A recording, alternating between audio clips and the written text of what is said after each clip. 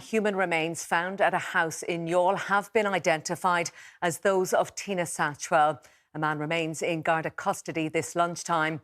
Well, the investigation into the suspected murder of the 45-year-old who was reported missing back in March 2017 is entering a new phase. Our southern correspondent Paul Byrne is live at Cove Garda station for us this lunchtime. Paul, what is the latest here in this investigation?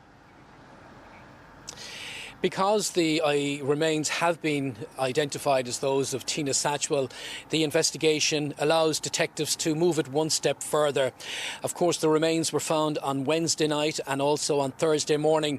And as soon as the remains were found, DNA samples from the remains, as well as samples of DNA from members of Tina Satchwell's family, were rushed to the State Laboratory in Dublin for analysis. However, my understanding is that it was actually dental records that enabled the pathologist and the forensic officers to make a positive identification. Of course, the remains were found about 3 feet under a concrete floor, as well as behind a wall under a stairwell in the house. And Gardaí also used a cadaver dog to help them as part of the search.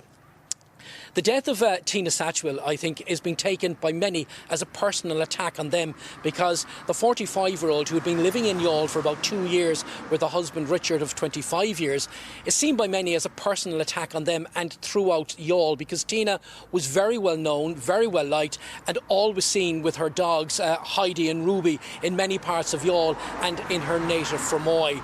Back in Youghal, the house where she lived is still a crime scene. It remains sealed off, and Gardaí say that is expected to remain so for at least another 4 to 5 days, until they're satisfied 100% that they've gathered all the intelligence and evidence that they need as part of this murder inquiry. Here in Cove, the man who was rearrested yesterday at a bus stop just across from the Sir Walter Raleigh Hotel in Youghal remains in custody.